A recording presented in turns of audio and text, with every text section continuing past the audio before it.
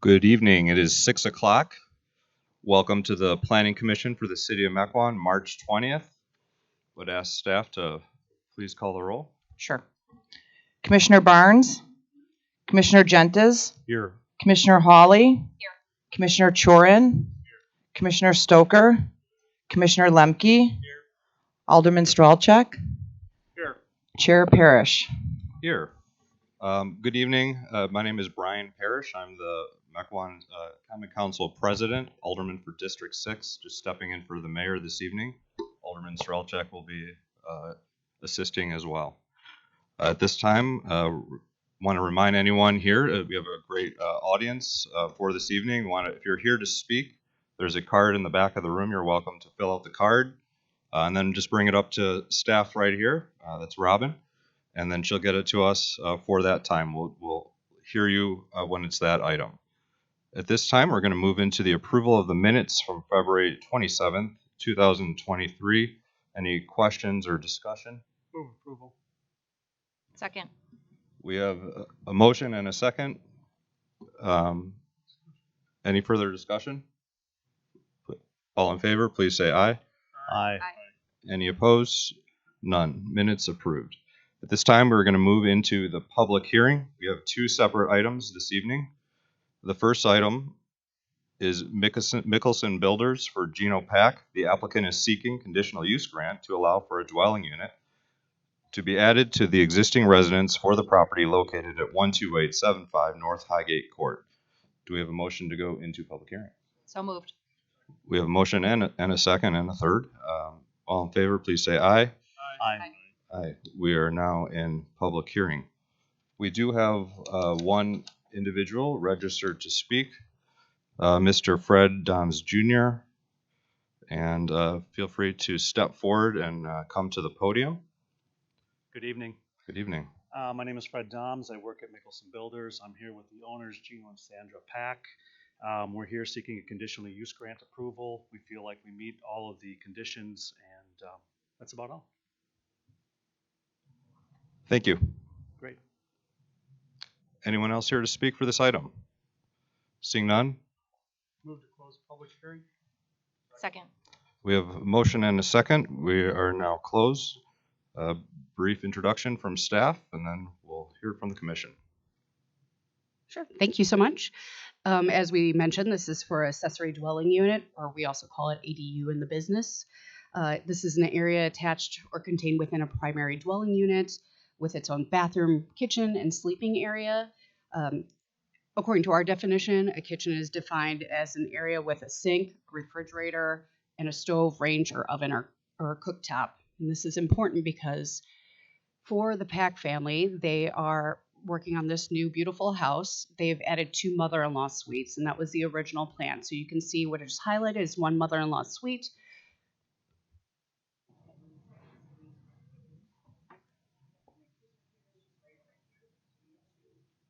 On the one that's highlighted, they are intending on adding a oven to it. Thank you.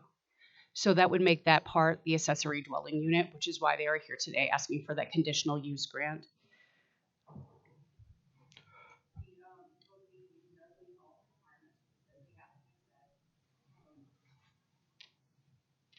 Sorry, I keep losing my button here. So the ADU meets all the code and requirements as the applicant understands in the limitation for the occupancy. And those occupancy limitations are found in the code and also found in the conditions of approval in front of you. Staff does recommend approval for this item. Thank you. Take it back to the commission. Any questions, comments? Alderman Strelchuk. This looked really pretty straightforward and well planned out. I'm going to make a motion for approval. Motion and a second. All in favor, please say aye.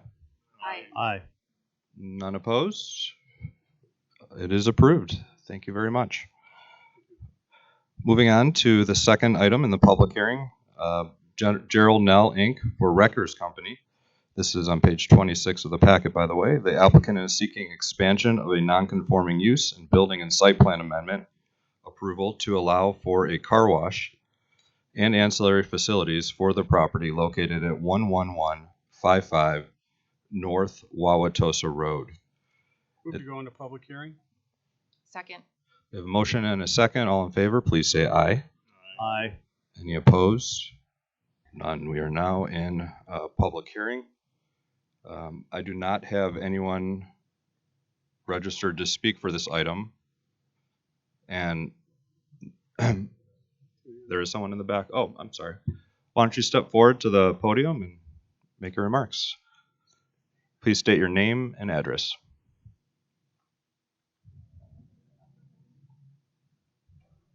Yes, and if you're the applicant, thank you for being here. That's the right place to be. Okay, well, we're gonna, I guess, thank you. Second.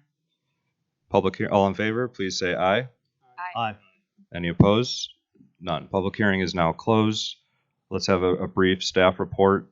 Ultimately, staff's recommendations will be to table. However, I think this could be a good opportunity for some productive dialogue with the developer so that they can work with staff over the coming weeks. So why don't we start off with staff, or yeah, we'll do staff and then turn it over to the applicant. Thank you. Thank you, Chairman. As you stated, the applicant is requesting a building and site plan approval for a car wash at a site that's considered a non-conforming use. It's a gas station located in a B1 zoning district. So this addition of a car wash is actually expansion of a non-conforming use, and we hold it at a higher criteria when we go through the review process. Essentially, for a plan commission to be able to even make this eligible for approval, the plan commission has to determine in writing if the expansion or intensification is consistent with public interest. The expansion and intensification will not have a negative effect on the property or the surrounding neighborhood due to visual appearance, increased pedestrian or vehicle traffic, noise, smoke, odor, or other similar factors. And additionally, no expansion shall be permitted unless all elements of the site and building plan meet current code of the B1 zoning district. And that's where we do kind of come into some hiccups and what I'd like to go over with you tonight. Just maybe actually to give a little more background for operations. The gas station is currently staffed with 1 to 2 staff members, but they're talking about bringing that up to 2 consistently, being staffed per shift. The car wash is proposed to operate under the same hours as the gas station, which currently is 6 in the morning to 9 p.m. Monday through Saturday, and then 6 in the morning to 8 p.m. on Sundays. However, staff recommends that these hours of car wash need to change to be limited to be more in line with what Quick Trip and Jilly's Car Wash was approved for, which is starting at 7 in the morning instead of 6 in the morning. For the building design, I have the rendering up on the screen for you. This is an 878 square foot car wash. It stands approximately 3 feet shorter than the convenience store. The facade and roof of the car wash will be constructed to match the materials and color of the convenience store. Materials include painted brick veneer, sheet metal paneling, and EIFS on the facade, and dimensional asphalt shingles on the roof. The north and south elevations will have 2 glass block windows on it. Staff is a little concerned about this. It makes the building look a little dated. And so staff would like to encourage the applicant to maybe consider a different type of window cover. 2 10 by 10 polycarbonate overhead doors are proposed for the east and west elevations. The west elevation also shows a 7-foot door. However, there wasn't any details provided for that door for our staff to be able to do analysis on. No rooftop or ground mechanicals were shown in the plan. However, if they are needed, they must be screened according to code.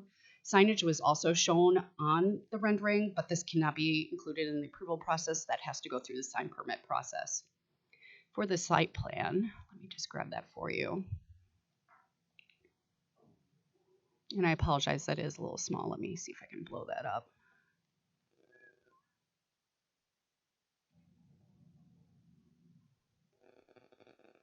There we go. As you can see, the car wash is proposed to be on the south side of the convenience store. It's approximately 20 feet from the property line and does meet all setback and offset requirements. The queuing of the car wash is along the west property line. This allows all that queuing lane to be somewhat hidden from Mequon Road and Wauwatosa Road. And as many car washes have issues with excessive queuing, hopefully this back property line will allow for more queuing. Staff has concerns about this queue lane and drive lane behind the store, however. As you can see, the outline here is where they intend to stripe the queue lane, but it gives the appearance that there's a second lane here, and it's not wide enough to get a car through. So if you have a couple cars in this area, any car trying to travel behind here would actually get stuck until that queue line cleared up a bit, and then they could come through. Staff also requested a turning analysis, and it showed that to be able to get around this building, you have to enter into that queue lane. So staff is recommending that they redo their striping to indicate that yes, there is only one lane and not a second lane. And on top of that, we'd like to go and request signage stating that this is only for car wash patrons only, so nobody gets stuck in this area. Staff is also a little concerned about this area here behind the car wash. We do want that feature which allows people in the queue lane to be able to exit if they choose to not go through the car wash. However, the way this is designed, when people come through here and try to go into these parking stalls here, there could be a bit of a risk of collision because it's coming around the corner here. And on top of that, the way this island is, it's pretty short. So even though we're suggesting that there's a painted marking saying do not enter, that painted area could be covered by snow, somebody might not see it, etc. So we are hoping that we can convince the applicant to extend out this island a little bit further to discourage people from entering in this way, getting trapped in the queue lane again. So that would be through signage and the expansion of that island. The other issue that we have with the queue lane is the location of the garbage enclosure. As of right now, this is proposed to remain exactly in this place. So for a dump truck to get it, or a garbage truck to get in here, they would have to back up through here and make sure that there's nobody in that queue lane. So there would have to be some coordination with the garbage collection company to serve this dumpster in its current location. The car wash kiosk is located right here.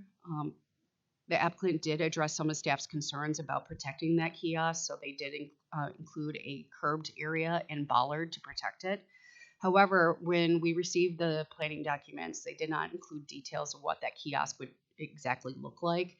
They provided us a couple concept drawings, and we do need to have more finalized details to be able to do our analysis.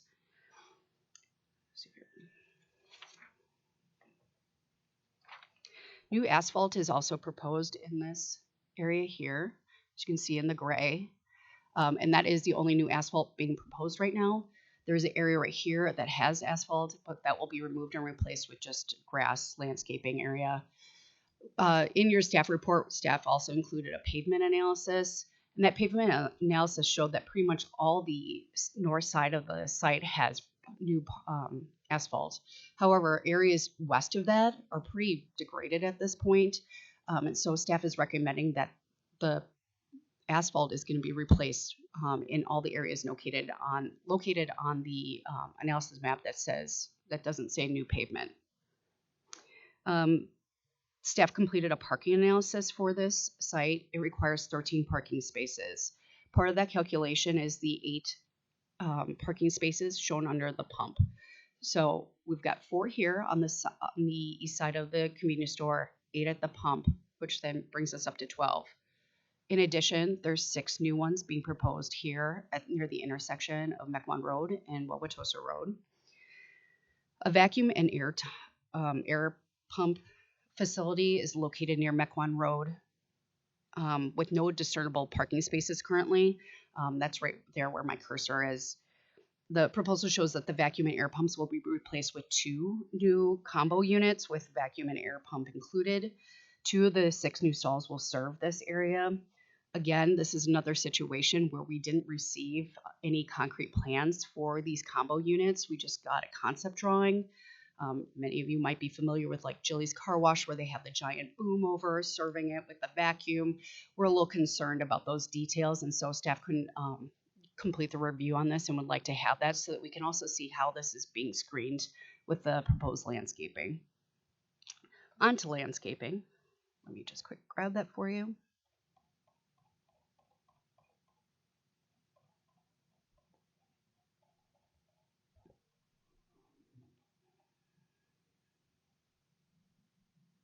This is the proposed landscaping plan.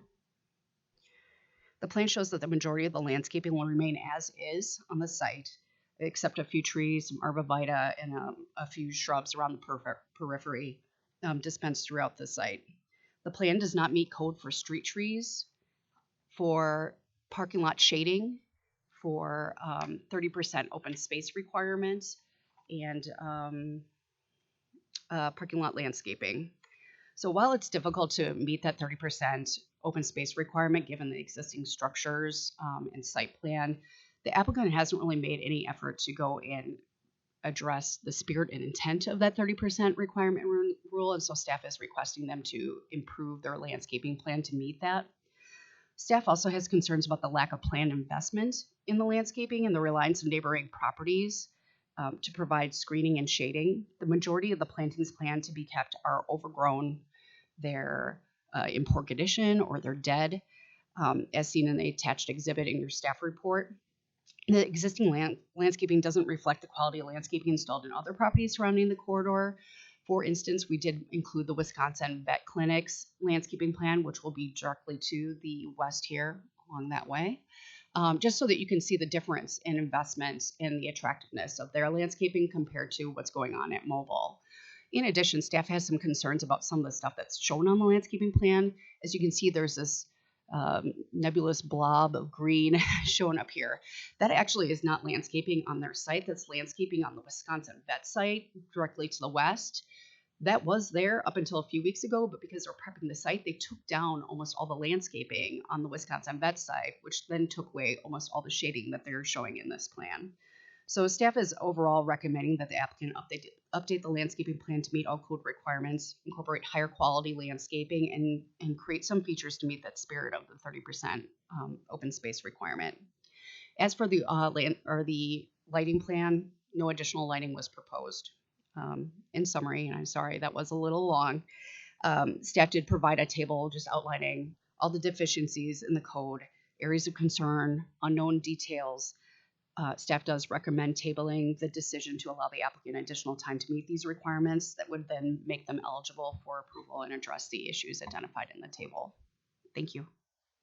Thank you, Ms. Miller. At this time, we'll turn it over to the applicant and would love your feedback, and then we'll.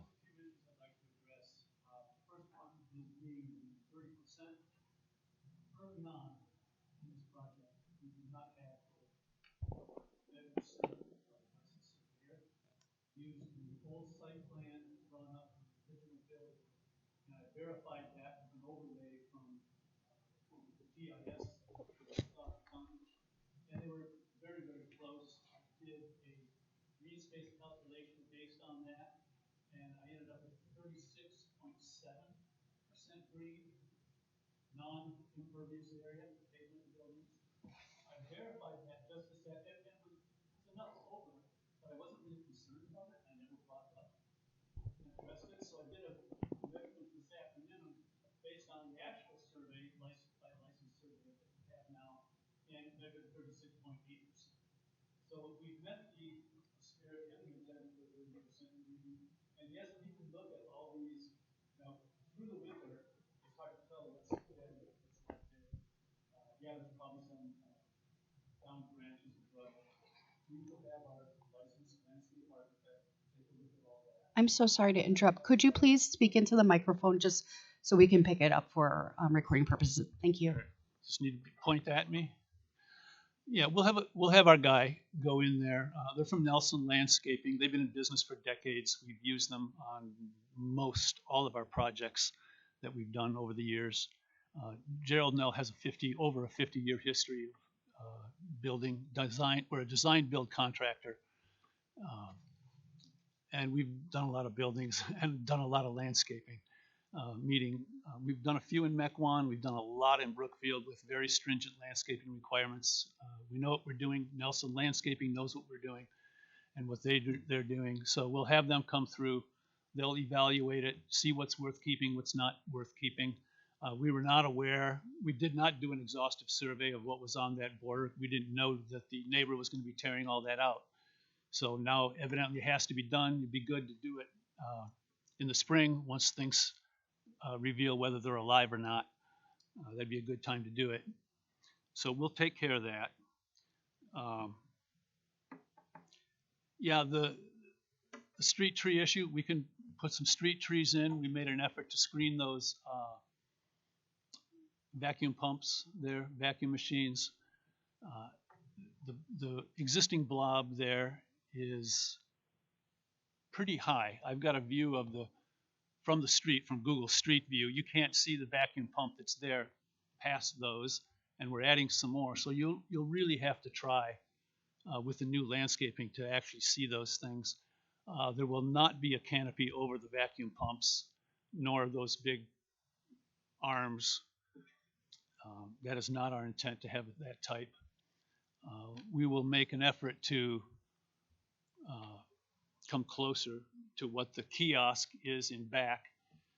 You'll have to you'll have to really try to see that. The only time you'll see it is when you're actually in line and you're approaching it.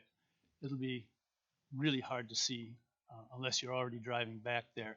To move that painted line, not a problem. We can move a painted line. In fact, we could put up a bollard to prevent people from trying to go create a second lane. That's not a problem. Bollards aren't expensive. We don't want people getting stuck back there either. As far as the parking on the east and someone making a wrong turn to try to go in the out lane, we have no problem eliminating, let's say, one of the last space there, having 3 parking spaces there, designate those 2 regular spaces for staff. The third one for handicap needs to be there for customers. The missing space could go out in front. We're not, the parking out in front there by the vacuum pumps, that is not any new paving. I just drew standard size parking spaces up until you get to the vacuum pumps, and then you've got 2 spaces for vacuuming your car. I was not aware, I understand your ordinance designates parking as a minimum. I was not aware of a maximum for number of spaces. So yeah, I can erase a couple of lines if you want, but the paving is going to remain the same. What about the asphalt replacement for the full site, extending the curb? If the asphalt's going to break up and create a hazard, I see no problem with replacing that. Okay. And then staff's recommendation for the curb extension? Well, for the curb extension, I guess that's just along the west side. I didn't cover it in my recent presentation, but we did also request there's curb stopping, like, the concrete curb stoppers outlying on the west property line. Gives illusion that there's actually parking there, but there's not. So staff requested that those be removed and curbing be put all around the periphery of the parking lot. Thank you. We'll have to see about the entire, but on the west side along that route, I think that we can make that work for curbing on that piece. The remainder of the property, we'd have to take a look. Okay. Anything else?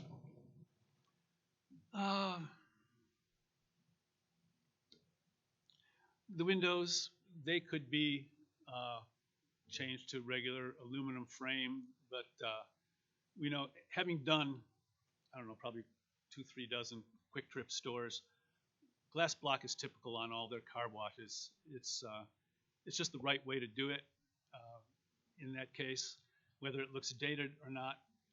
The windows we're showing on the south elevation of that thing, they have no function. They're spandrel. They're just there's gonna be concrete block behind them. And once it gets landscaped and everything grows out during the growing season, you're not gonna see those at all anyway. So it's kind of a moot point. I don't think it's gonna bother anybody, because when you take a look at the backside ground level of the building to the south of us, there are no windows at ground level on the first floor of that building to the south of us. There's 4 flush metal doors and 0 windows. I think with the windows, maybe just explain to staff why block windows are needed. Otherwise, I think They're there on the south side because staff asked for them. We showed them only on the side that the cars drive through, the north side of that in the drive lane at first. They thought it would be good to have them on the south side. Sure, staff can also speak on that. We requested that because that faces southward. And again, this is another one of the situations where they're relying on the landscaping from the adjoining property to provide screening of the building. There was a couple addition of arborvitae that were added in on the updated landscaping plan, but for the most part, the landscaping is actually on the neighboring property. Thank you. Some of that's yours, yeah. Why don't we bring it up to the, oh, yes. If we were to go to, Can you turn on your mic? oh, I'm sorry. Could we go to 48 on the PDF? Page 48.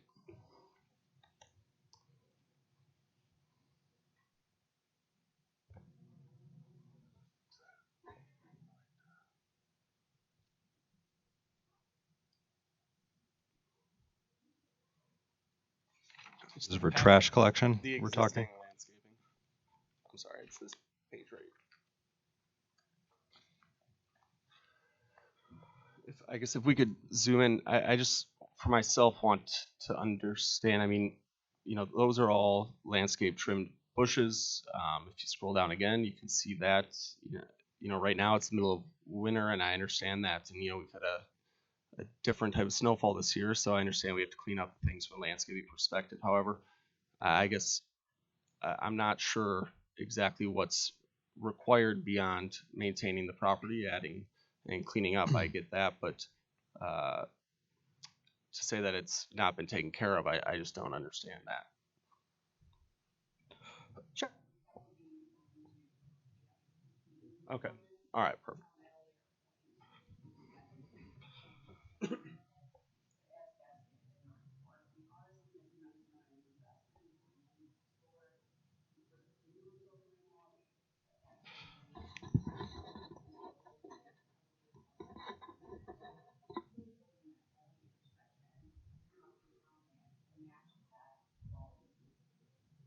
Okay. Well said. It's one of the gateways to our city, so appreciate staff making sure that it lives up to that standard. Why don't we bring it up to Planning Commission for any feedback and questions? And Commissioner Chorin. As I listen to your report, in the past, when you bring up some things, we can get the applicant to react to it, and they're fairly minor, things that can be documented. But as you proceeded, you started to get to a point where I think it would be hard to record them without some sort of drawing or something. So that's problematic to me. So I think I agree with the position of the staff. Alderman Strelchak. So I've got a couple questions. You were counting a couple of the parking spots as pump locations. That's correct. Our code for gas stations, the gas canopy, any gas pump parking spaces actually count towards that total. I'm pretty sure I won't get to park there for a half hour. You'd be a little upset. Can you go over the non-compliance and then the increased non-compliance and just really kind of walk through those items? We kind of mixed in a bunch of other things, and then I'd also like some commenting on the noise levels. I know we just approved residents to go in next door. We have residents nearby. Just to the south of it, we do have an office building. But my concern is the overall green space of the property, as well as the noise level as it relates to adjoining residential. So I'm a little concerned there. Staff was actually working on possibly approving this, and we did come up with several conditions, one which was addressing the noise issue. We did have a couple residents that reached out to us about that concern. We thought hard about this and wanted to go and have it match with Quick Trip and Jilly's, which required them to stay at a decibel level of 70 or less. So that would be mimicked in whatever approval they eventually would get. And that's at the property line, correct? Would you like me to go over the rest of the compliance issues again? Yeah, that was just first item. Thank you.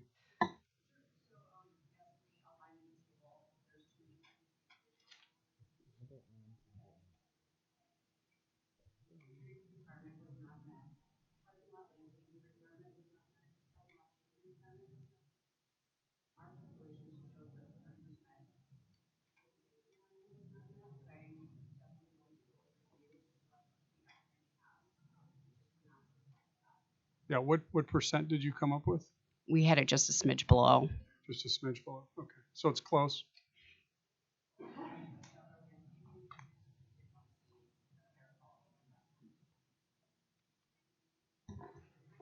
Just just a little feedback. This has been a Mequon business for quite some time. Under a couple different names. It's a staple. We want to see it succeed. I think it's a convenient place to fill up your car, especially if you're traveling along that corridor, where several other places aren't, just in general. The biggest issues that I'm going to bring to the table and things that I'm going to be watching closely are going to be the noise as it relates to the property line, just because you have residents that are literally going in right next door and they're going to be very close. If it's 70 decibels at the property line, I forgot what the setback was, 20 feet. So 20 feet into that property line, your decibel reduction is not going to be that great. And that, in my opinion, would devalue the property adjoining to it if a car wash went in. When that was approved, there was not a car wash, to my knowledge, on the table for discussion. Otherwise, I would have brought that up for the other applicant, just from a point of consideration. The 30% is important to me. The streetscaping is important to me as well.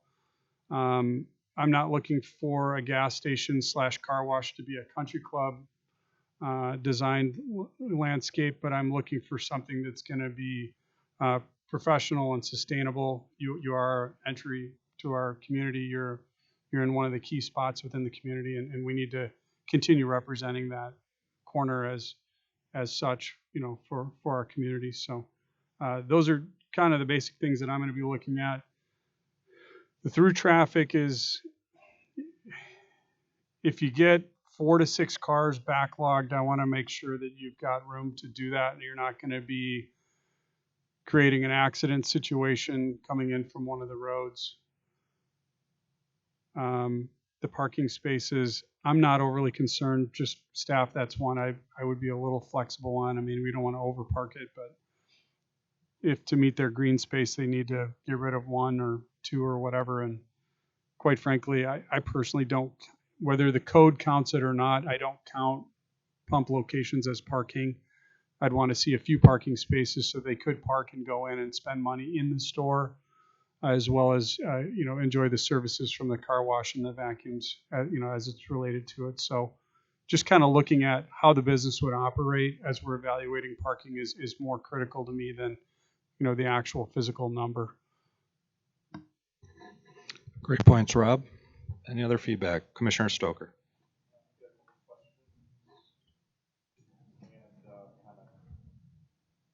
To hold this the whole time you're talking now? Is that okay? Hold her down. All right, my finger may get sore. So I was in a quick trip drive-through car wash today that did not have glass block windows, but I will tell you that they were completely steamed over. You couldn't see through them. They're dripping water. So aesthetically, once they're there, I think you're going to be happier with block windows. Personally, my opinion, they look terrible, just from the outside in and the inside out. So that's just a comment. With respect to the parking lot shading, do they get credit for the canopy over the gas pumps? Is that included in that at all or not? No, that's strictly for landscaping. Okay. So I guess I'm sensing that you don't want to table, you want to get moving on the project. Where are we really? It sounds to me like they're willing to work with us on everything. Is there a main sticking point that you've gone over a lot of things? I get it. Everything they've said sounds like they want to work with us. I'm just seeing if there's any way that we can get it approved with your blessing without having to come back in front of us. And maybe we're not. Maybe we can't get to that point. But is there any main sticking points that you are getting the sense they're not going to want to comply with?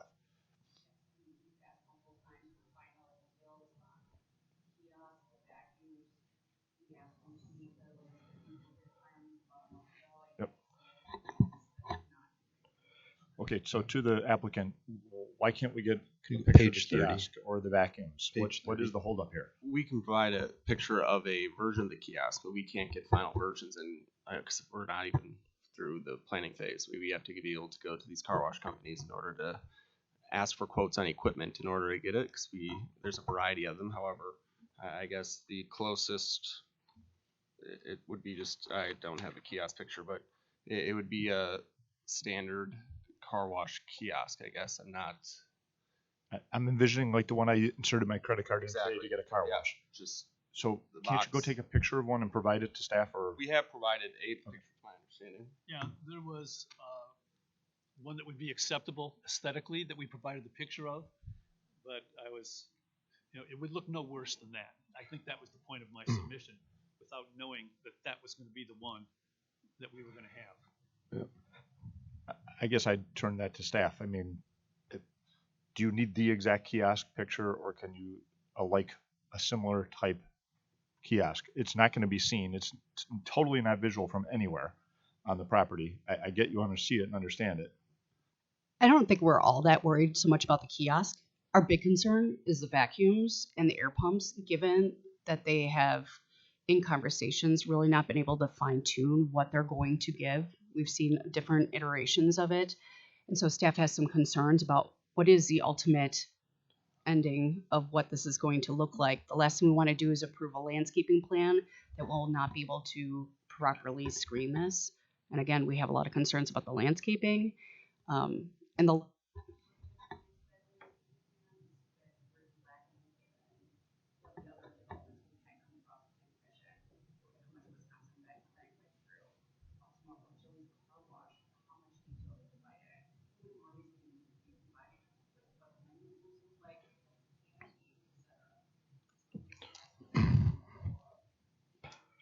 I don't think we have the conditions of approval spelled out in the packet, that even if we'd really have to spend time getting it right tonight. So, I mean, I think the goal is really to get you, so that you can work with staff between now and next planning commission meeting, so that it will go really smoothly for you. I mean, I think if you go to page 30 and 31 of the packet, that's what I was trying to point out. I mean, there's so many things here, and I think you can address most of them pretty easily. Commissioner Barnes. There we go. Thank you. Just all in all, I agree with staff's findings on status of, pending things to be reviewed that look like they could be revised, addressed pretty easily. Two concerns or wonderments I bring up is one with the proposed layout for for your parking and where the air pump and that type of thing. Simply is, how is that going to work with fuel truck deliveries? Will the fuel truck deliveries interfere with the intended new commercial or customer use? That's one question I have. And I don't need an immediate answer, but it is something that I think ought to be pretty clear for customer use and so forth. And then the second thing I just want to emphasize, it's picking up a little bit on what's been stated, and I know talked about before, but it's the vehicle queuing for the car wash.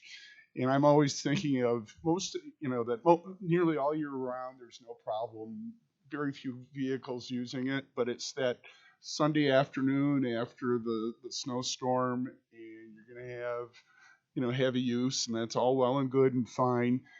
So I just want to be sure that we're doing everything we can for accommodating those occasional lengths of vehicles that are going to be backed up.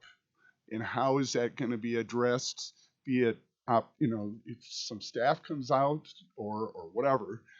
And I think that the marking of the queue area ought to be extended even further back, closer to Highway 164.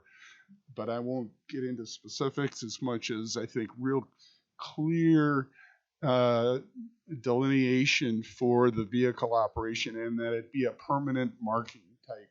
Because that's an easy, put the white paint down and it's good, and then next year it's worn away. So it'd be something that's a permanent striping for delineating. Thank you, Commissioner Barnes. Alderman Strelchak. You want to talk first? Everyone will have a chance. All right. Sorry, I'm taking a second chance here. Just to close a little communication gap between staff and the applicant. Staff wants very specific plans. The applicant's talking in language where it's going to look similar to, we've got a quality landscaper and we trust them and they got 30 years in business and they're a good landscaper, and I've seen their work and it is good. So, I mean, commending you for choosing a good one. What we need as a governing body within the city of Mequon are plans to approve. So if you think you're going to walk into the next meeting and just really kind of wing it and just kind of talk through on what it could look like, there is a little bit of that at the tail end sometimes, but most of this really needs to be buttoned down with actual plans. I want to see a landscape plan to meet staff's needs. I want you to work with staff on that prior to the next meeting and have that submitted appropriately. I'm simply, we've got a non-conforming use and an extended version of a non-conforming use per the packet. You're in a unique situation. If it was a conforming use, there might be a little more flexibility, but because it's a non-conforming use, we're just really making sure our I's are dotted and our T's are crossed. We're not trying to make it burdensome on you. We appreciate you bringing this forward as an opportunity for the city of Mequon and the residents within the community. But we really just need to see, what those plans look like. The drive pattern, having that mapped out and have something that you either agree or disagree with quantitative discussion on, and where you might be flexible on that plan moving forward. And then I think our decision up here as a governing body will be a lot easier to either approve or not approve or approve of changes, right? But just I don't want to have you wait a month and come back and then run through the same thing and then be frustrated coming back. So Yeah, the only thing hopefully that's fair. No, that's totally fair and agree. I look forward to working with you guys. The only difference is, we're not a Arby's. We aren't a massive chain. Like we're not even a Quick Trip size. We're a family-run business that's been around for 100 years, and so it's, I don't know if it's fair to hold us to standards of a international food chain. And so we're going to do our best to work together to get to what we need to get to, as you have asked and provided. And so, thank you very much. Right. I don't need to see your menu boards, but I need to see a landscape plan in writing. And we treat everyone consistently too. So, Commissioner Stoker.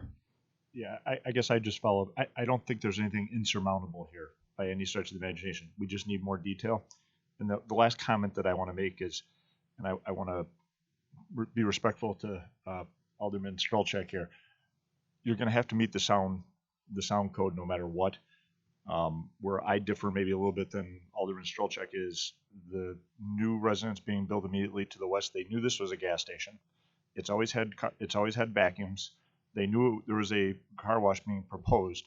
So your job is to meet the code restriction, and once that's met, then I have to vote in favor of this. So make sure that gets accomplished. Mr. Zader. I just want to clarify for a record, the adjacent to the west is actually the vet clinic. The residences are the parcel over, just so there's no confusion there. Thank you. Any further discussion? Is there a motion? I'll move to table. Second. That is not debatable, so why don't we call a roll? Or all in favor, please say aye. Aye. Aye. Any opposed? None. Tabled. Please work with staff. We greatly look forward to having you back. Thank you. Thanks. Just a reminder for everyone in the room, if you wanted to register to speak for any items on the agenda, please be sure to fill out the yellow card in the back of the room and get it to Robin up here. We are now going to move into the regular business portion of our agenda. The first topic is on page 55, Arch Solar CNI for Harry and Rose Sampson Family Jewish Center. The applicant is seeking minor request approval to allow for rooftop solar panels for the property located at 10813 North Port Washington Road, Ganami Preschool. We'll start off with a brief staff report. Thank you. Thank you, Chairman. The solar panels that are being proposed here will supply approximately 50% of the center's annual energy needs. Wisconsin state statute limits local restriction on solar developments. It's really important to take in consideration as we move forward with this consideration. According to state statute, restrictions are only allowed in situations that preserve or protect the public health and safety. They cannot, we do not significantly increase the cost of the system or significantly decrease its efficiency. And the restrictions only allow in situations that allow for an alternative system of comparable cost and efficiency. So essentially, we cannot change the location of these panels if it causes efficiency issues unless we can find out another alternative solution for them. The plan proposes the installation of 64 solar panels covering approximately 1,300 square feet. I apologize, let me just get this on the screen so that you can see exactly what we're talking about here. So as you can see, we've got solar panels facing the east elevation and then down towards the south elevation. 16 panels will be on the east, and then we've got the remainder on the south. The south solar panels will not be visible from Port Washington Road. This is primarily due to the significant amount of tree coverage located on the Cedarhurst Senior Living Community property just to the south. The solar panels on the east-facing roof line will be visible from Port Washington Road, though. Staff did identify a couple compliance issues with this site that we were hoping to have addressed. Let me just grab that map for you. Staff identified a portion of the parking lot has been placed approximately 20 feet over the property line and does not meet the 20-foot setback requirement. Staff can't identify when this was put in, and it was definitely not approved through Plan Commission. Therefore, staff recommends as a condition of approval that this portion of the parking lot be removed, landscaping be restored, and curbing be installed to make a continuous curb line along the drive lane by June 1st of 2024. So we are requesting this in about a year and a half, hopefully giving them ample time to correct the situation. In addition, staff has noted that the site does not meet Section 58-5064 of the landscaping requirements, including street trees, parking lot shading, and landscaping between the public road and parking lot. In staff's opinion, at a minimum, street trees and landscaping to screen the parking lot from public view should be installed by November 1st of 2023. This is also to help reflect the fact that the city is going through a streetscape program right now for Port Washington Road, and so this will also enhance that corridor's appearance. In conclusion, staff recommends approval of the building plan based on the conditions provided. Thank you. Thank you. Is the applicant here? Do you have anything you would like to add? No. Name and address. And, Pretty much sums it up. Okay. Thanks for letting us apply for these. I think it'll be a cool project. Yeah, we thought so. In the 20-foot parking item, I think staff was very reasonable, giving you until 2024 to figure out a solution for that. So it's So I work for the solar installer. So we, I guess for them to install the panels, like would the solar installer be responsible for that work? no, but the applicant should be aware of what. Oh, okay. We're about to vote on this. So Okay. do you think they're okay? Okay.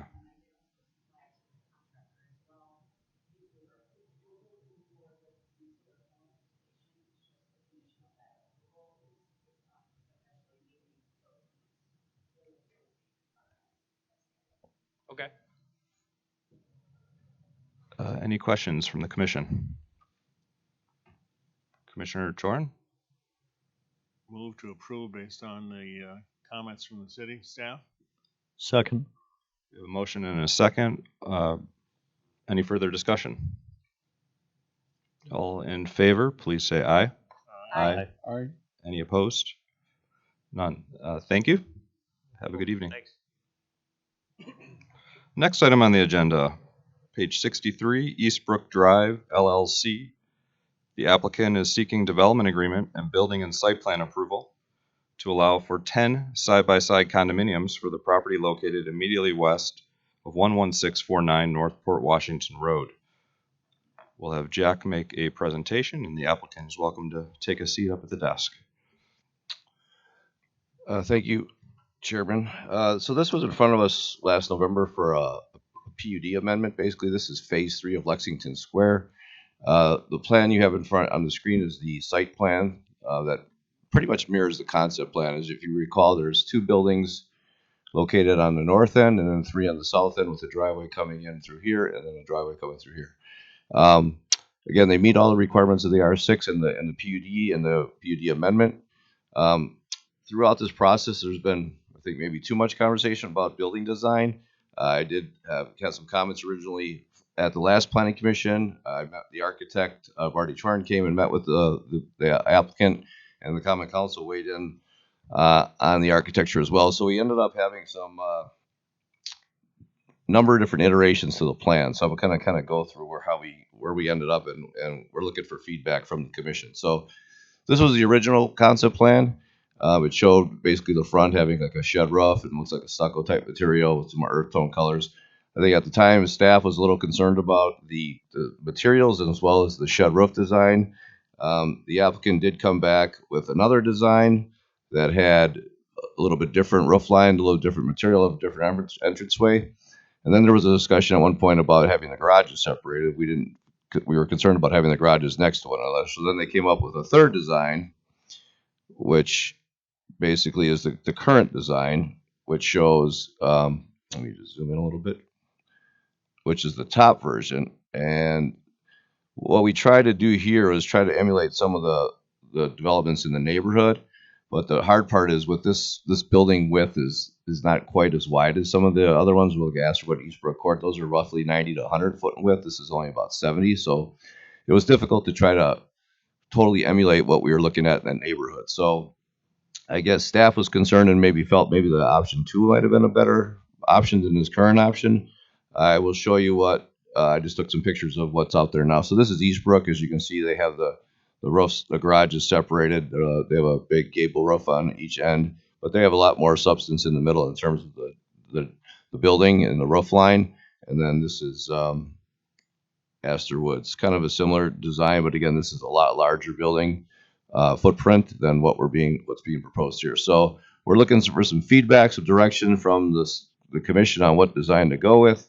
And eventually this actually ends up getting approved by the Architectural Review Board. The Planning Commission's role in this is to pick a concept design, and the Architectural Review Board will decide on final design materials and locations and things like that. I think there was something on the day asked about a neighbor sent an email regarding landscaping. Basically, the concern, I believe, and I'll try to get to that page in a second. There was a concern over the landscaping along Eastbrook Drive. It didn't state either side, but I believe it's probably both where the concern comes in. So on the north side of Eastbrook Drive, you see this area here where it says remove trees. This is an area that has a number of different existing pine trees and some deciduous trees in there. Those have to be removed for 2 reasons. One, because there's a sanitary line that runs through there, but there's also basically the driveway location. If you recall, at one point I was trying to get them to kind of use the ends to access the site in and out, but our public works director did not like any driveway connection near this intersection with Eastbrook Drive. So I think those are going to be very difficult to keep, but we are recommending as a condition of approval that they add street trees along that stretch to match the pattern, which is directly to the west in Eastbrook Estates. And then there's another issue of trees on the south end, which I'll get to a little bit. Oops, I think I went a little too far. So here they're showing not too many. There's a couple of trees being removed. You see 3 here, 1 here. These are some evergreen trees are being removed for the development. They're replacing some of the on-site landscaping back in the yards of these buildings, but they're not replacing these trees. There are also a couple, at least from what I could tell when the snow was here, there's a couple of dead street trees that were actually removed and not replaced. So if those are still in that condition, we would like to see 2 new trees there as well. Other than that, overall, we're supportive of the plan and recommend approval according to the conditions in the report. Thank you. Thank you, Mr. Zader. I don't believe anyone had anything to say about this matter. No one's registered to speak. I did have several of the homeowners reach out to me just over the course of this process and ask questions, and they all seem very supportive of the project. They understand it's going to be built on. Seems like the screening along the main road there is the main concern. Jackie, you said that the main reason why it has to come down is because there's a sanitary sewer line underneath it. What is, Yeah, well, there's get two that things. it's One, there, but why that's, does that mean the trees have to come down? well, in order to put the sewer in, they're gonna have to dig it up, but you're gonna Hasn't impact been it. But run there's yet. also a Got it. driveway. I have this is the proposed plan up in front of you, and I can show you both, but the driveway itself is also an issue. As you can see, the driveway is coming through here, and then I believe that hatched area is the sanitary sewer easement. So there's a sanitary sewer easement here in the hatched area, and then the driveway here. Those two things combined make it difficult to keep those existing trees. Now, as you can see, there's white area outside that sanitary sewer easement. This is part of the public right of way. This is where I'm proposing that we add street trees every 30 feet on center, and that would match kind of what happens down as we go west towards Eastbrook. Got it. This time we're gonna take it to the applicant for a brief presentation, and then we'll discuss it up here. My name is Greg Schumacher with Seascape Architecture. We started out with the project with having garages side by side, and then through conversations we went to having the garages split. At this point, we're happy with the garages being split, so we're looking for guidance from you guys to tell us which way you want to go. We spent a lot of time going back and forth, and that's the name of the game. But we do need somebody now to tell us they're happy with the garages being split, or nope, we really like them together. Because I think both designs are good designs, but we just need some guidance. Jack, can you clarify, wasn't this gonna go back in front of the architecture board once once they move forward? Yes, the architectural review board will approve the final building design.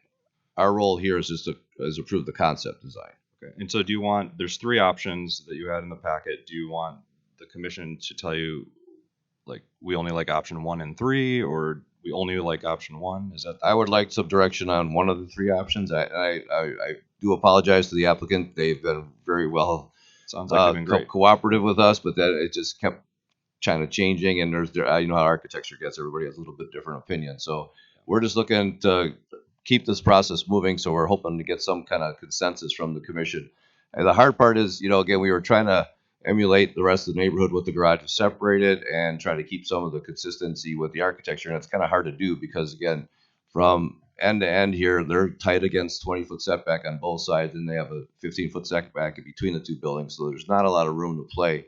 And I think they even had to modify their floor plan to separate those garages. So again, we're just looking for feedback, and then once we have a concept plan decided upon, that recommendation will go to the architectural review board, and they can work on the details of the locations of the materials, the brick, the stone, and things like that. Thank you. Any other comments or issues with the recommendations by staff in the packet? No.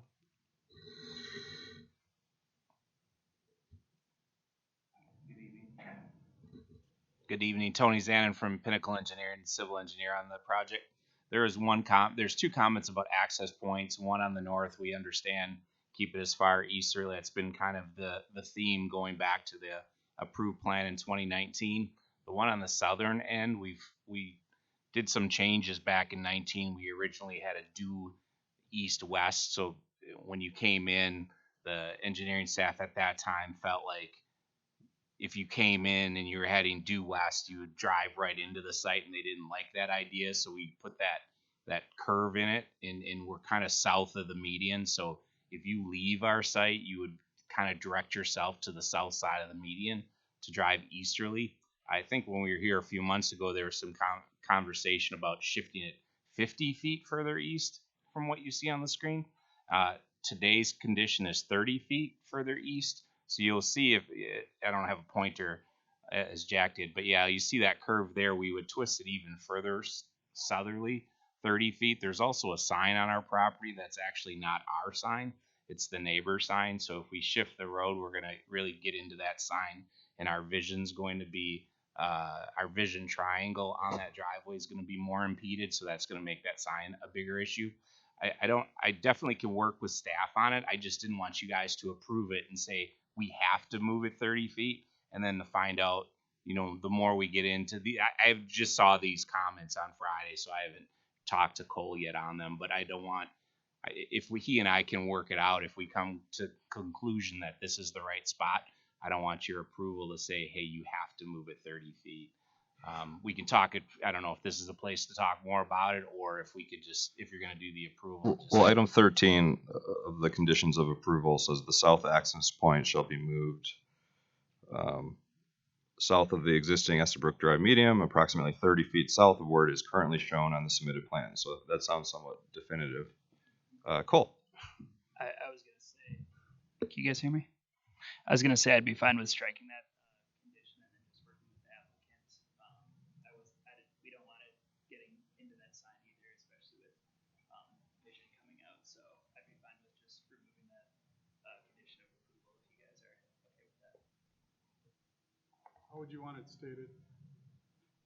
You can just remove it completely, or you can say move it. Want them to work with you or not work with you? Because if you remove it, they don't have to work with you on it. Right. We could just do, applicant must move. Must work with staff. Sure. Yeah. Final driveway location on the south end to be determined with staff. Noted. Any other matters we should discuss? Thank you. Turn it over to the Planning Commission, Commissioner Chorin, and thank you for meeting with staff and the applicant for this process. Well, the plan illustrates having the driveways separated, the garages separated. We spent time together. We looked back and forth at the different options, relative to where the driveways were, where the garage doors were, where the entrance was, And if you look, and what struck me when I'm looking at the pictures of the existing, is it Astor? What, Jack, Astor? Eastbrook and Astor. So this one is, the top one is Eastbrook, the bottom one is Astor. I mean, if you notice, clearly the garages are separated. So if you want to be somewhat sympathetic to that, I think that's the right approach.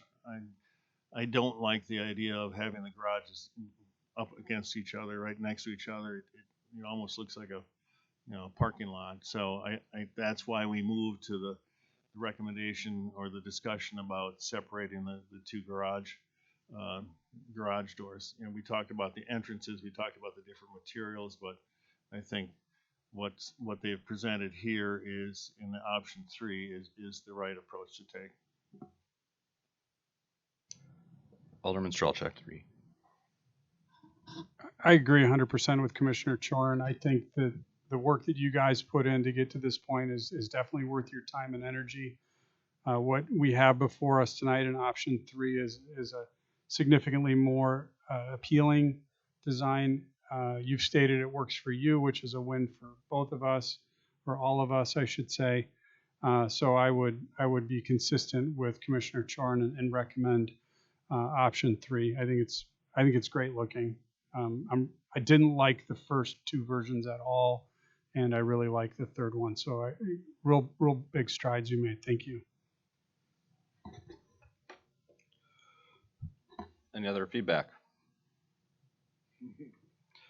I don't know that option 3 was what staff was fully recommending, but we didn't really have a recommendation on this one. We Yeah, were kind of torn, and so we were deferring to the commission on that one. So. I like 3 too. I don't sense a lot of natural materials on it. I mean, you could recommend 3 to the architectural review board with their prerogative to hammer out the final details of design in terms of material locations and quantities. Is 3 missing natural materials as a concept, or is it? They do have. It's really light on.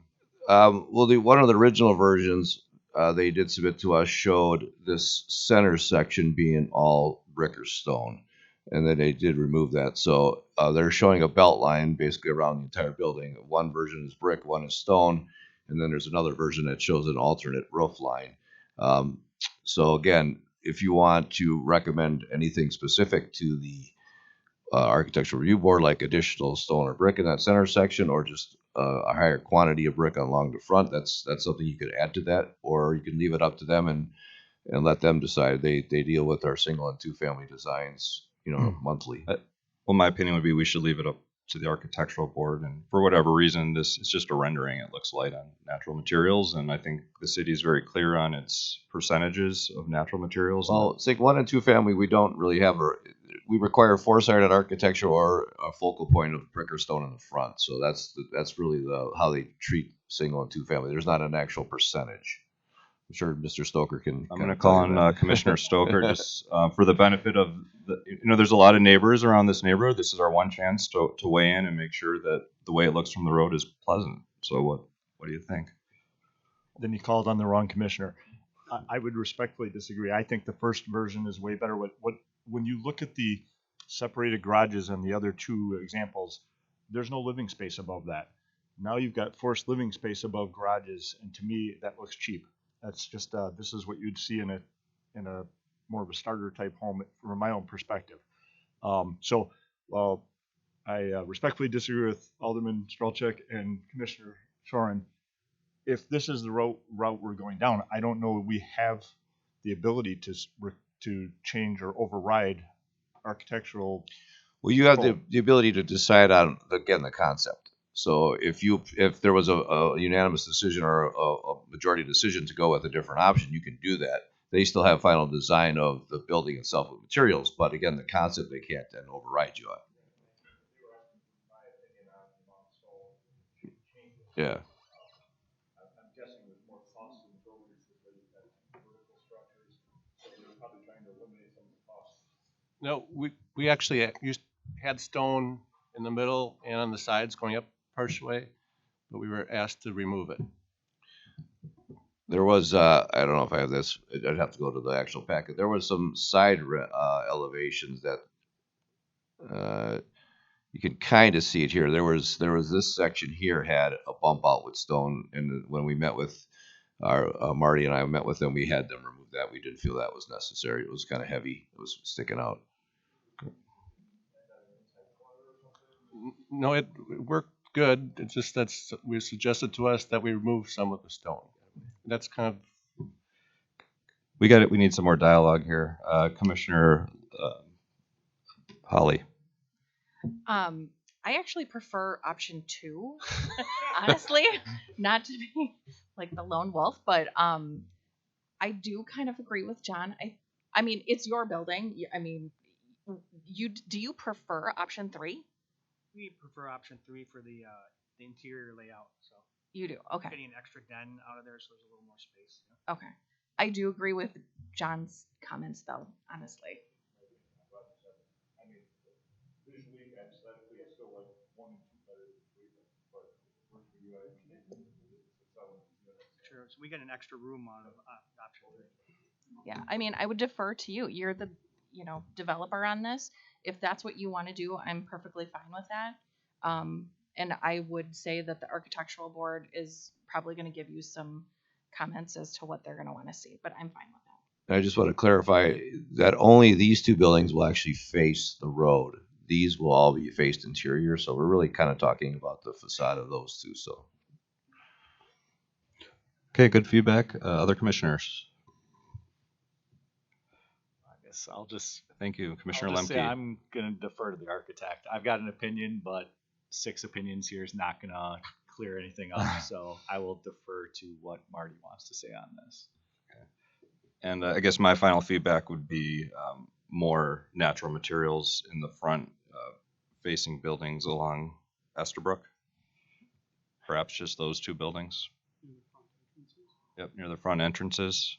And I don't know that I should stipulate the percentage. No, I think you could just say if you add a condition for choosing option 3 with the architectural review board, determination of additional stone or brick material on the front facades. Great, and then another reminder to whoever will be making the motion will just be about item number 3. So why don't I start the motion? We'll make it a working motion. Yep. There we go.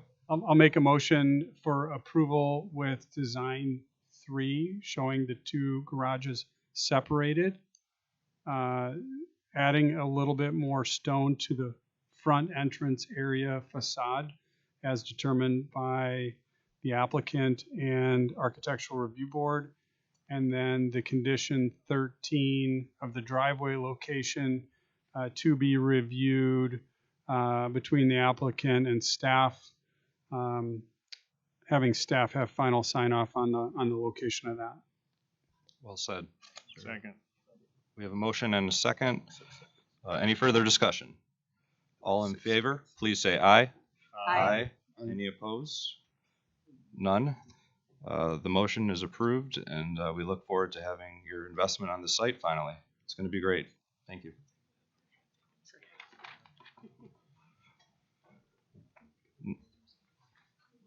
Thank you.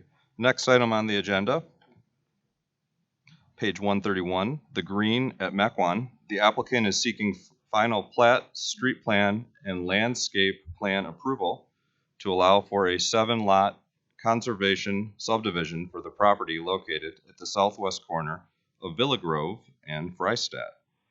We'll start off with a staff report.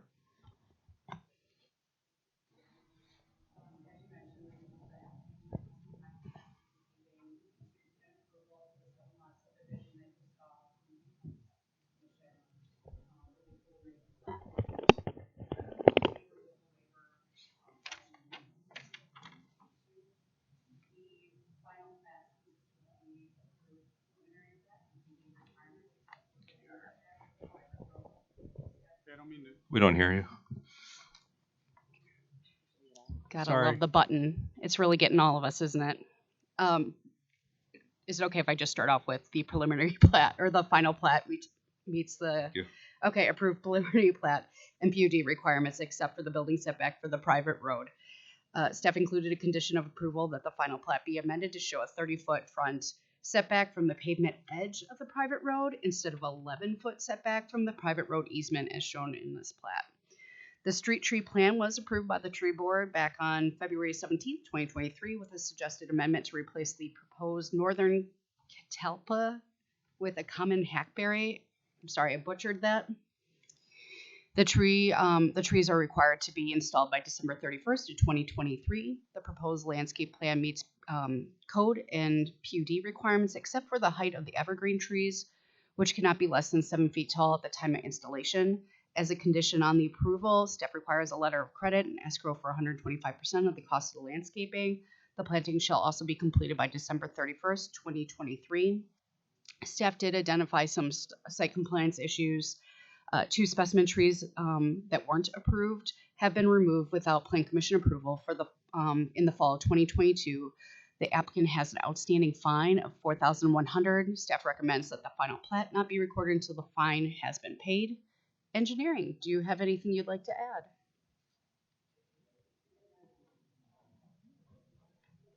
add? Nothing major to add other than just a few outstanding easements to be recorded as well as reviewed by the city attorney. Those include both public utility and private utility easements. And then just staff punch list items if there are any.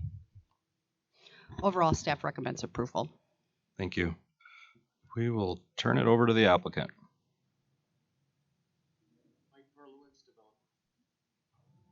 Great. Do you have anything to add? I do. Let's go. I would like to discuss the $4,100 fine at some point. I don't know if tonight's the right time to do that. This would not. We have a tree preservation ordinance that was broken, so you'd have to go through a different process. I don't believe it's this body's purview. But I understand it was an accident, not to get into it. You'll work on that. So, great. Anything else to add? Oh, and we don't have anyone registered to speak, so we'll bring it back up to the commission. But seeing no discussion, we'll entertain a motion. Motion for approval. Second.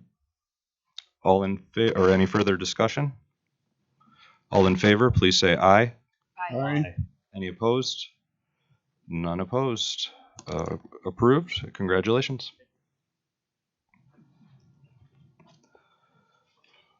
All right, next item on the agenda. We do have 2 people registered to speak. This is page 148, Swan Ridge Farms. The applicant is seeking preliminary plat development agreement, open space plan, landscape plan, street tree plan, and fill permit for 30,000 cubic yards approval to allow for an 83 lot subdivision for the lands immediately south of and west of 10129 North Swan Road. Jack, take it away. First, or did you want to? That's a good idea. So then the staff can address any comments from the public. So far, I have 2 registered to speak, and then I'll ask again. It seems like most people may be here for this item. The first person registered to speak, they do not indicate if they're supporting or opposed, but Jane Chavaco, and she wishes to speak. So please step up to the podium, and we have your name and address already. So I am 10129. Been there since 1861. So a couple of questions that I have about this plan is I think we've all adjusted to the 83 houses, but the shock to us was the phase 1 and phase 2. Yeah.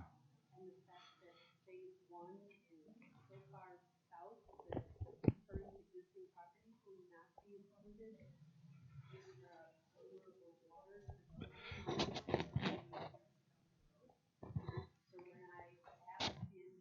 Hold on one second. We're not able to hear you up here. We really want to hear what you have to say, but unfortunately it's... Hold it. Okay, so don't hold it. All right. There you go. So when I asked... Feel free to close the doors in the back too. There's some discussion. So when I asked the question to the engineers, why wouldn't the existing houses be connected to the sewer and the water at this time? With phase 1 being so far to the south, we're very far away. And they said that the developers only wanted to develop a certain number of lots. And it seems to me like if you eliminated Signet Court and came down the 12 lots on Migratory Way, you could then at phase 1 connect the existing homes to sewer and water. So that was our main concern. The other thing is you've been talking about trees and trying to preserve trees. You know, this field has been farmed for like over 100 years, so there is a natural tree line that extends roughly 18 feet to the west of our lot lines. Could those easements not include destroying all those existing trees? When I look at the plan, there's a bike path at the top. I would just like to make sure that that is connected to Foxkurt Drive, so that if you are on that bike path, you can get out to that street. And then I was very concerned about the new addition of the water right by the kids' play area. I'm a pediatrician. I feel that if you're drawing kids to an area with a playground, you shouldn't have water right next door where they could drown. So I don't know if the phase 1 layout as it was presented is an item for discussion or not. And then the implications to us not being connected to the sewer for potentially a few years has implications to us because we've already signed the agreements to get into the sewer service area, which limits our abilities to maintain or replace our holding tanks, which obviously neither of us want to do since the sewer is imminently going to be connected. So those are my questions. Thank you, Ms. Chavaco. Next individual registered to speak, Ms. Kristen Hempel, opposed to the project. Please state your address and let us know what you think. Hi, I'm Kristen Hempel, 10144 North Concord. There are just some of us from Huntington Park that don't feel our concerns were addressed by our alderman in previous discussions, so I felt like getting our concerns written down, just kind of the top ones, would be helpful. So number 1, Wilson School already had to move 100 kids out of the school, and it would be requested to have in writing that additional families from this subdivision or any subdivision in the Wilson School District be rezoned prior to starting 4K, so that those kids that already had friends, made connections, don't have to change mid-elementary school again. And that would be kind of throughout the city too, if you could make that an option. And then number 2, a few neighbors are concerned for the water displacement. I see it's always written in stuff that like MMSD and the DNR, maybe if it could just be presented in a way that we all understand. Is that possible? I wish the same thing. So. Yeah. Go on. And then, because I feel like I just want to say it out loud, I know it's a dream, and if the proposal would not go through, I'd personally willing to fundraise the sale price in hopes to donate the land to the Mequon Nature Preserve for them to be able to uphold the natural habitat and expand all of their wonderful community benefits they already have in place. Thank you. Thanks for coming out tonight, Ms. Hempel. Would anyone else wish to speak on this item? Seeing none, let's have Mr. Zader address some of the public comments and present it to us in general. Sure, I'll address some of that, and I'll turn it over to Cole for some of the more technical issues with the sewer. So what I have up on the screen is the preliminary plat. This is being one of the things requested this evening, along with development agreement for phase one, landscaping plan, street tree plan, open space plan. The preliminary plat you have in front of you meets all the requirements of the zoning change that was done in May of 2022. They increased the distance of the lots along the two frontage roads to 75 feet per the ordinance. They also made all the average lot widths meet 110 feet. They incorporated all our suggestions and recommendations, including so the sidewalks will run along the main thoroughfare as well as through here. It'll tie into the bike path up here, which will tie into the streets here and go across here. So there'll be two connection points into Huntington Park for our bike path. It'll also then come down to this location to get into the area where the tot lot and the fire pit is.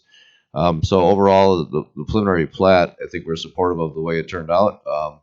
The issue that was brought up by the resident that lives in this house right here is that these two houses were actually incorporated into the sewer service area at the time when the zoning or the sewer service area expanded for the entire area. At the time, it was not contemplated for a two-phase development. The proposal now, as you see on the screen, would be phase one. This location to the south of the dotted line, and then this is phase two over here. We asked the same question basically as she did, why can't we phase it front to back, but there's a grading issue that wouldn't allow that to happen. So in order to get the sewer to those two houses, they would have had to extend the sewer line from this point basically to here as part of phase one or outside of phase one, but simultaneously with the development of phase one. So I can have Cole discuss what the engineering department came up with a solution to address that issue. It will delay the extension of that sewer for a couple of years, but we will have an escrow or a letter of credit that will guarantee that connection take place. In terms of the landscape plan, everything looked good. The street tree plan was approved by tree board. The biggest issue that I had addressed with the applicant was the lack of screening along this long outlot. There's very few trees in this area here. Some of these are excess trees that they could not fit on their street tree plan. So some of those are just additional trees that they placed there, not really meant to be as part of the approved screening plan. I did recommend in the report additional about a total of about 120 trees in that location. I think I did have a conversation with them. I think they're concerned with the pond layout. There's a pinch point here where they might not be able to get the depth, which I can understand. But I think there's still a lot of room in this area. So maybe 120 is a little extreme, but there's definitely room for additional trees. They did send me a plan about 3 o'clock this afternoon. I did not have a chance to vet it out for tonight. But I guess I'll defer to the commission whether they want staff to handle that or do you want to see that plan back. Other than that, overall, I think we're supportive of the changes to the plat and recommend approval. And I'll turn it over to Cole. He can kind of fill you in a little bit more on this sewer issue. Sure. So the couple things I had about the sewer, I guess first off is the one of the conditions of approval in this is the eventual sewer utility district commission approval for the relevant section of the development agreement. There's a pretty substantial chunk in that development agreement draft that's in the packet that does relate to the sewer extension and everything. What we're suggesting, proposing right now is that a letter of credit be posted by the developer for a length of time specified in here until that connection is made to those two adjacent properties. Those two properties, as Jack mentioned, were added to the sewer service area back when this first came through for rezoning, I believe. So we're just working through the final language with SUDC as well as a legal review from the city attorney on that language. And then, did you guys want to hear about stormwater? Usually no one does. The neighbors would like Um, to hear that. Thank you. I'll go over our ordinance very briefly. What we require is that the final development after stormwater ponds are constructed and everything, that it actually meets excuse me, the same runoff rate or less as what it was before in certain storm events, ranging from a small 2-year storm to all the way up to a 100-year storm, which is like 6 inches of rain in the course of 24 hours.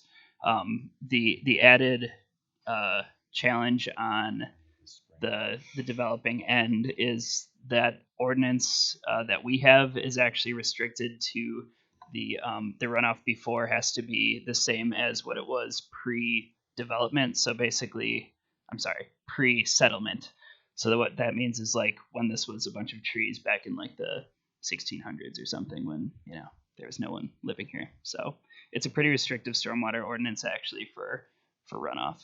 Okay. And can you touch on, there was a comment about the proposed stormwater management pond up front by the road right next to the playground. I understand that's going to generally be a drier pond or not a wet pond right next to a Correct. playground. And I did see that on the plans as well, and that was a concern.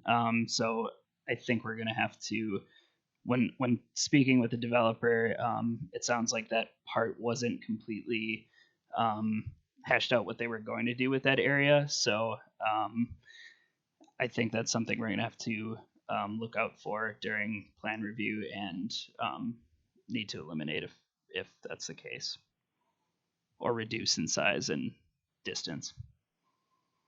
Okay, so it doesn't sound like there may not be a barrier, or that it may be an actively wet pond. Or I'm trying to understand what. I guess I would defer to the engineer, but I was on the impression that was going to be basically a dry pond where it would not have standing water. Correct. Yep. Okay, and we'll let the applicant address that. They're nodding yes. So thank you, Cole. Great. Applicant, thank you for being here. And we'll turn it over to you to address what you've heard. Thank you. Excellent. Thank you so much. I'm Joe Bukovic with Point Real Estate, and I have Mike Garrick, who's the owner and developer of this property. And I'm very happy to be back in front of you. We were in front of you initially in May for a rezone, and then we went through the sewer service area amendment process, which was finished up in December. So just kind of a lot of downtime, but we're happy to be actively working on this project again. In terms of the stormwater in that outlot on the bottom of the screen up there, it stems from a number of things, but it is going to be a dry pond. Back in the early 2000s, everything was dry. You didn't see the retention with the wet water pools. That's one area we can get fill from. What we're trying to do is bring all the basements up above the seasonal high groundwater. We did numerous soil tests out here, and we have an idea of where each basement should be put. That's ultimately the reason why we want the 30,000 cubic yard fill permit later on in the discussion. But by bringing that up, we needed some extra dirt, and that was an area to get it from.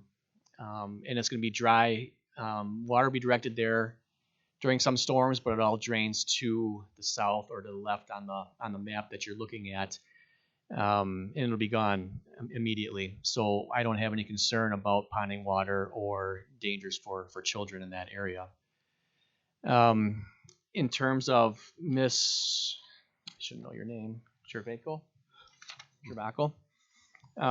In terms of the phasing, the sewer's coming from the southwest, which is the top left corner, coming from Huntington Park, and the water's coming from the south, which is to the left on the property. So it only makes sense to start with that south road, West Huntington Park extension. And then when you're doing the construction, if you only got a small cul-de-sac, 6, 7, 8 lots, you might as well get that finished at the same time instead of going back over all paved roads to get all that done. And then there's a break and grade, basically where our phase lines are. Where the phase line is, the north half goes to the north, the south half goes to the south. So it just made a lot of sense from a constructability and a development standpoint to do the south phase first. I didn't realize when Ms. Shervako got accepted and her neighbor got accepted into the sewer service area that it was all one phase and that she was expecting it right away. And we were in a development meeting 3 weeks ago or so with staff, 2 weeks ago, whatever it was, and they said it had to be extended. And I was like, whoa, it's extending sewer like 1,400 feet to the cost of about $200,000. And putting that in up front causes its own challenges with the roads not being done and just constructability. And I do like the solution that engineering came up with and Public Works came up with. And we're good with that. It's written in the development agreement. So, and then to the street tree plan, the buffering along Swan. I know Jack didn't get a chance to look at that, but we did add significant trees along there. We added another 50 trees, and we tried to use the metric of 1 for 30 for a street for the street trees. It's not an internal street tree necessarily, but we needed some kind of metric to go by, and that's what we ultimately went to. So there's a total of, I think it's 78, total of 78, which has included the extra trees from the internal roads for the street trees. So that's gotten beefed up, and I think we're at a good spot on that we could work with staff to finish that up. So I think I've addressed everything. If there is other questions from the commission, I'd be happy to answer them. Otherwise, I'm really happy with the way the plan turned out. Thank you. You're welcome. Jack, one of the questions that came up was relating to the 100-year trees that were being removed as a result of the sewer location at the north. Yeah, I guess I would defer Randy's- that to the engineering and developer. This is the location I think she's referring to.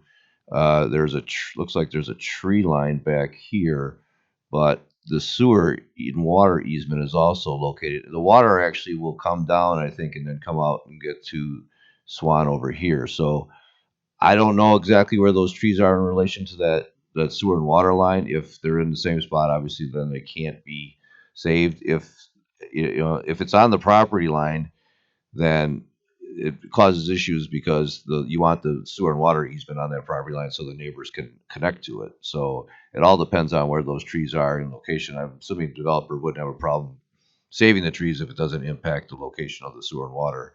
It's just an additional cost to take them down if they're not necessary. But I don't really know the exact location of those trees in relation to the sewer and water line that's running through there.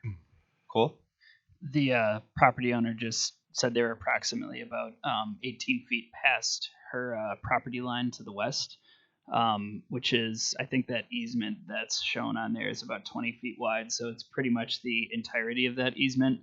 Like Jack said, with the connection, that they're going to have to bring a connection for the sewer right to where those property lines meet, kind of in the middle there on the screen. So, and I'm not sure if there'd be enough room to move that west with the stormwater facilities. I don't know.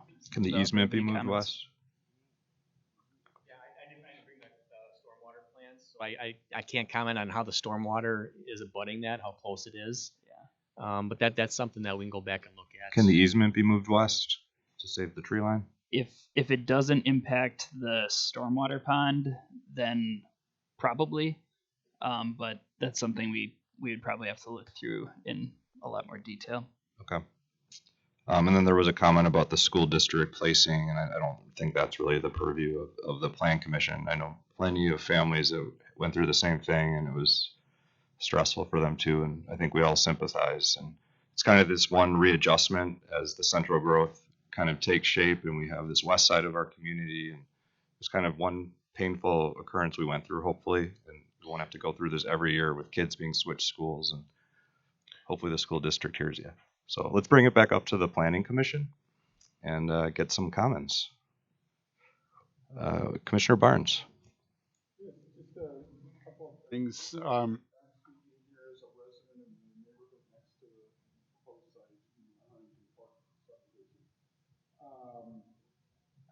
for the proposed plan and I think it's well put together and so forth. So what I have is just a couple of questions, and that including street lighting. I noticed there's a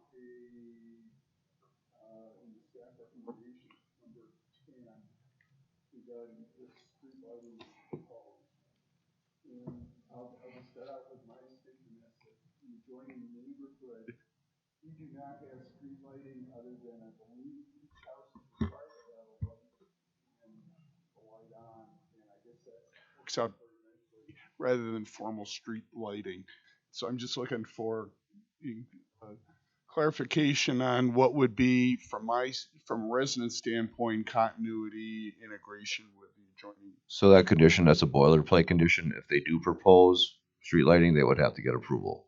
So I'm not aware of them proposing anything, but if they ever do propose that before their final plat, they'd have to come and get approval for it. Then the counter on that is that there, at Huntington Park, there is, Like post lights with, post light yes, for correct. each lot, so there is. Yeah.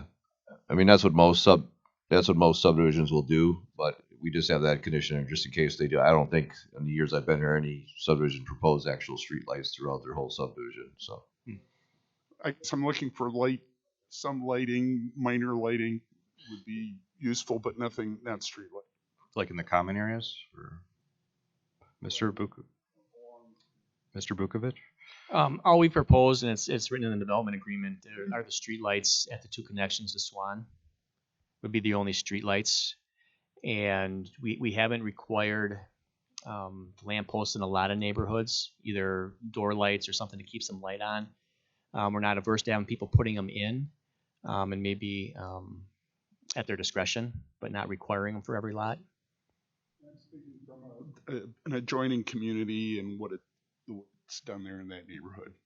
Yeah, I think even at the time of the rezoning, because we do require the typical street lighting at these two sections here where it touches Swan, but I think even the neighbors in Huntington Park did not want another light back at these two locations. Yeah, and I'm not suggesting street lights is. No, I was just saying that typically we require one street light at a That is- intersection, so, Okay. and they did not want that back in those locations.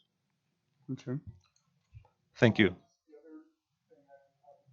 Confused about the water supply, understanding showing water line connections on the streets and connecting with the Huntington Park water main system. I guess what am I misinterpreting? Are those going to be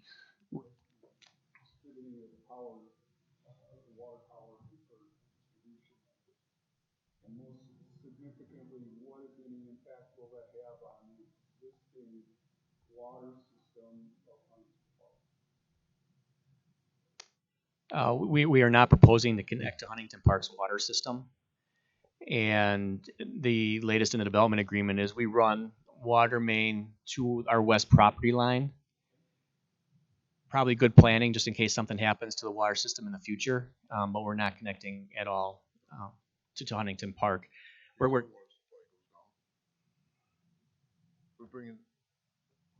They're bringing in public water. This is a public water connection. Okay, and so the public water would be connecting with the Huntington Park water. No. No. No? No, Okay. it's stopping at our west property line, just dead end with a blow off. So it's not a management of water pressure. No, I think the Huntington Park, guess if I that's recall, is a private water system. So if they ever wanted to hook up to ours, they could potentially do so, but the city water would have to verify they meet all our requirements, and then they'd have to, I guess, appeal or apply to connect. But at this point, they're just ending at the intersections.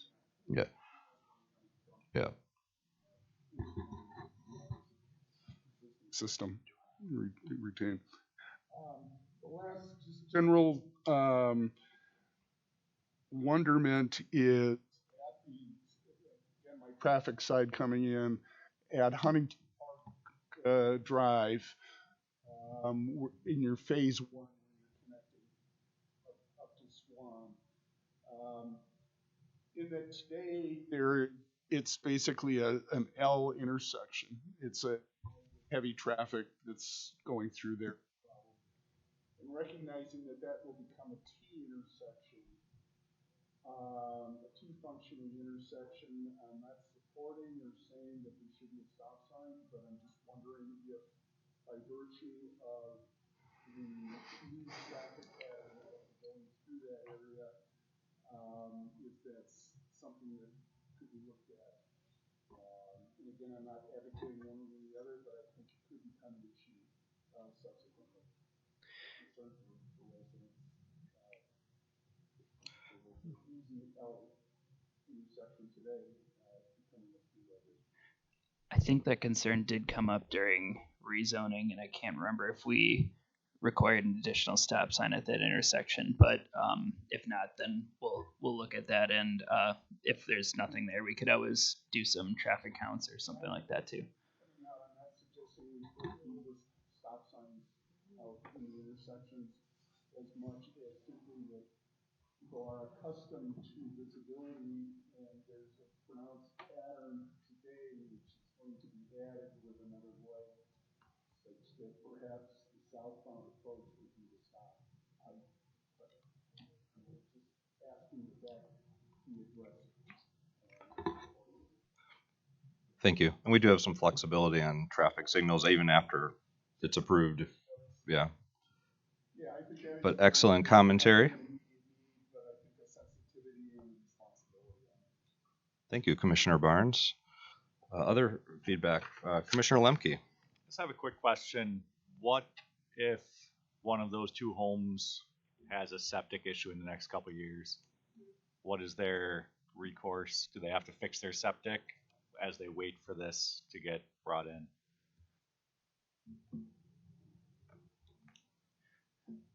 We're still working at working out the timeline for the sewer connection and the length of the letter of credit.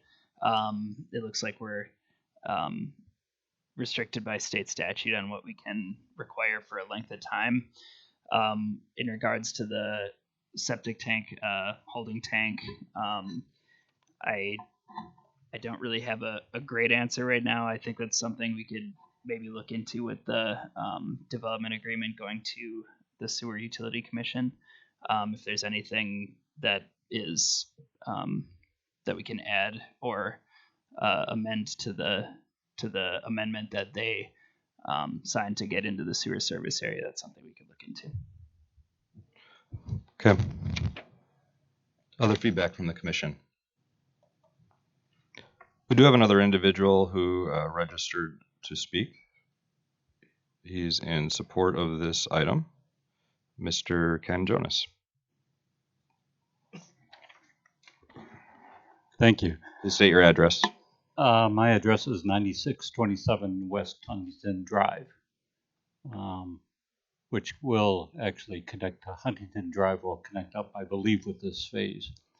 But the reason I wanted to talk a little bit is that I'm on the Huntington Park Water Trust. And just to give you a little background there, we were approached, the Water Trust, about whether we wanted to connect up with this water or not. And we had quite a bit of discussions with staff here last fall, but it kind of stopped because there's questions about exactly what was going to be done with this subdivision. In fact, the last that I knew, it was all going to be one big subdivision. Now I understand it's really two phases, which is fine. But what was discussed is, and there's no decisions about whether we want to connect or not, because we don't have all the information. But one thing that was discussed and even suggested by staff here is a discussion with the developers at the right time, and I'm not sure this is the right time, about setting it up so that, and I'm not sure what the terminology is exactly, not that we would use water from that comes into this new subdivision, but that there would be a connection, a valve. So if and when in the future that we actually could hook up quite easily without a lot of expense. In fact, really the staff said is it probably should be discussed because, and I don't know who it is, but they said, the person that's responsible for worrying about the roads and whatever really would not appreciate having the roads all torn up in the future, because the roads are going to be torn up to some degree because there's going to be a connection made to Huntington Drive for this subdivision, and therefore, if in summary, there should be a valve put in so that if and when in the future we ever do hook up with the city water, that it's already set up. The road doesn't have to be torn up, and everybody should be happy. There's not a lot of extra expense to Huntington Park. Thank you, Mr. Jonas. Alderman Strelchuk. So just a general question for staff and engineering based on that. I don't see. I don't see building this all out for anything that the city could use in the future, but this is terminating at the property line over by Huntington Park. So my assumption, and I'm looking for verification on my assumption, is that some of this has at least been taken into consideration, and the water mains are sized that if at some point in time Huntington Park did need to connect, there would be some water utility liaison that would help out with that transition and to help account for maybe some of the build out that this current developer is doing to get that water main right to the property line where it wasn't previously. So can you just speak on that and highlight for both resident and the people watching just where exactly that sits, because that is a question. Yeah, absolutely. Our water utility handles most of those connection questions when they come up. There's a process in the water connection policy that goes through how people want to connect or how people need to connect if they want to. To the residents question, there will be a valve located right at the edge of this property, as Joe stated, with the blow-off valve just for water quality, so they can flush that line. But yeah, absolutely, there's water utility staff available should Huntington Park ever want to connect. Okay. And one additional question, just in general, we talked about a lot of different things up to this point, and things that we'd like to see and things like that. Based on what's in the packet, is there anything from a conditions standpoint anticipating a motion soon that we should be cognizant of when making a motion so that we're not backpedaling at that time?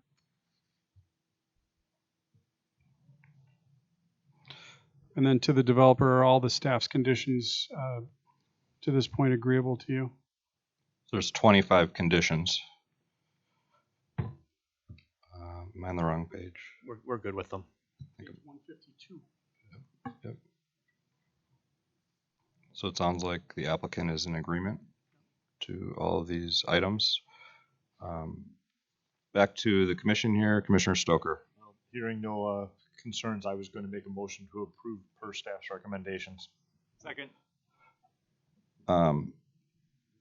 Just for a friendly amendment, or if you would consider just modifying that for the two houses on that weren't part of the development, that the sewer and water line location can have some flexibility for tree preservation purposes.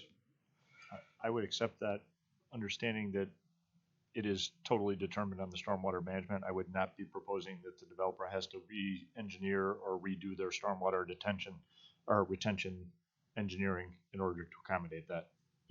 Reasonable. Do you accept that? Thank you. All in favor, please say aye. Aye. Aye. Any opposed? None opposed. Congratulations. We look forward to having this in our community. So much. I appreciate all your time and help on this project. Great and work. Staffs as well. It's going to be great. Let's get to phase 2 quickly. Okay. We are on our final item of the agenda. Thank you. Thank you. Alex Lakin, the applicant, is seeking rezoning recommendation to include an agricultural overlay and certified survey map to allow for 3 lots to be combined into 1 lot for the property located at 14207 North Birchwood Lane. Mr. Zader. Sure. This basically is, this parcel is kind of coming full circle. A number of years ago, I have it on the screen. This was actually one big parcel. It was originally split into 4 with an outlot that was in the back to protect the wetlands. When Mr. Lincoln bought it, he rezoned the parcel to remove the PUD and he rezoned it back to R1 to allow for 3 6-acre lots. Now his current request is to rezone it R1 OA, which would be, and then it would have to be made into one large lot. And the rationale behind that decision is he wants to eventually build a agricultural building out there, and you cannot do that unless you have the OA, and you can't have the OA unless you have at least 10 acres of land. So this request would basically be contingent upon that CSM being approved to combine that into one prior to Common Council action on the rezoning to change the zoning from R1 to R1 OA. Staff does recommend approval of this change, and just for a further caveat, any agricultural building in excess of 1,000 square feet would have to come back in front of the Planning Commission at a future date. I believe there's one condition he wanted to question that was an engineering question. I'll let him bring that up, and I'm sure Cole can address the issue. Thank you. And no one was registered to speak, so why don't we turn it over to Mr. Lakin if you have anything to add. Oh, that's better. Yep, you got the button down. Anyway, I got the button now. I haven't read the condition the way Cole amended it. Sorry, Cole. What do you call it? There's a condition on there for wetland delineation of some sort. I believe, I don't know how it reads currently, the way you've amended it, so I never read it. Well, it's got to be a current wetland delineation. Anyway, real quickly, before it was being divided for development purposes, so obviously we have that condition. There is no, the condition itself is quite frankly meaningless to me. But as a point of property rights, there's no state statute or city ordinance or city policy that would require such a condition on empty, just vacant lot. The condition is already in place for when I do build. So for purposes of just my mental satisfaction, I'd like it waived, nothing more than that. Sure, thank you. And again, there is an older wetland delineation, it's just not updated. And then now we're recombining it, and you want it updated before we recombine? Correct. So that was condition number 3. In talking with the applicant, actually what we did last time with the past land division was just add a deed restriction before any structure can be put on that, because what we're trying to verify is that there's no structure being put in that wetland setback, and we obviously need to know where the wetlands are for that. So I have some maybe a proposed change to number 3 if you guys are willing to entertain that. Please. So I would just ask that the property shall be deed-restricted from development until a current wetland delineation is performed and approved by the City of Mequon and DNR.